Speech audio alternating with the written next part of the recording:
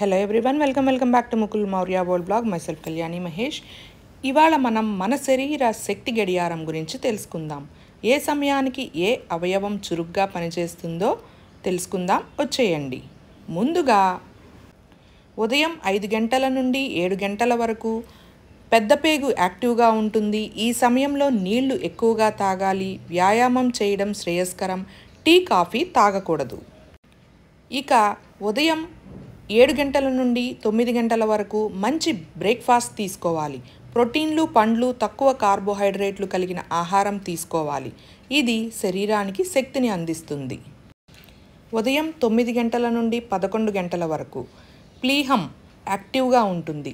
జీవక్రియలను సమతుల్యంలో ఉంచుతుంది. ఉదయం తీసుకున్న ఆహారాన్ని శరీరం గ్రహిస్తుంది. ఉదయం 11 గంటల నుండి మధ్యాహ్నం 1 గంట వరకు గుండె శక్తివంతంగా పనిచేస్తుంది. శరీర భాగాలకి రక్త సరఫరా బాగా జరుగుతుంది. శక్తి ప్రాప్తి ఎక్కువగా ఉంటుంది. మధ్యాహ్నం 1 గంట నుండి 3 గంటల వరకు చిన్న పేగులు పనిచేస్తాయి. బ్రేక్ఫాస్ట్ మరియు లంచ్ జీర్ణం పూర్తవుతుంది. తక్కువ పనిచేయడం మంచిది. మధ్యాహ్నం 3 గంటల నుండి సాయంత్రం 5 గంటల వరకు మూత్రాశయం యాక్టివ్గా ఉంటుంది. నీరు ఎక్కువగా తాగాలి. వ్యర్థాలు తొలగింపుకు సహాయపడుతుంది.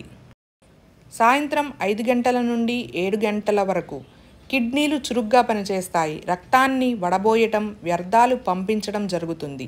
తేలికపాటి స్నాక్ తీసుకోవచ్చు.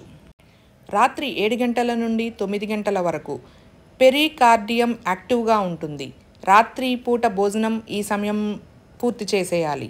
మెదడు మరియు ఇతర అవయవాలు ఉత్తేజితమవుతాయి.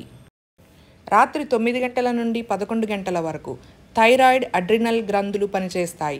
శరీర ఉష్ణోగ్రత, మెటబాలిజం నియంత్రణ జరుగుతుంది. నిద్రకి సిద్ధమవ్వాలి. రాత్రి 11 గంటల నుండి అర్ధరాత్రి 1 గంట వరకు మూత్రాశయం మళ్ళీ యాక్టివ్ అవుతుంది. గాల్ స్టోన్స్ ఉన్నవారికి నొప్పి వచ్చే సమయం. తేలికగా ఉండాలి. అర్ధరాత్రి లేక తెల్లవారుజామున 1 గంట నుండి 3 గంటల వరకు కాలేయం చురుగ్గా పనిచేస్తుంది. నిద్రలో ఉండటం తప్పనిసరి. లివర్ శుద్ధి జరుగుతుంది. తెల్లవారుజామున 3 గంటల నుండి 5 గంటల వరకు ఊపిరితిత్తులు చురుగ్గా ఉంటాయి. దగ్గు వస్తే శరీరం విష పదార్థాలు బహిష్కరిస్తుంది అని అర్థం. Thanks for watching. See you in the next video. Subscribe.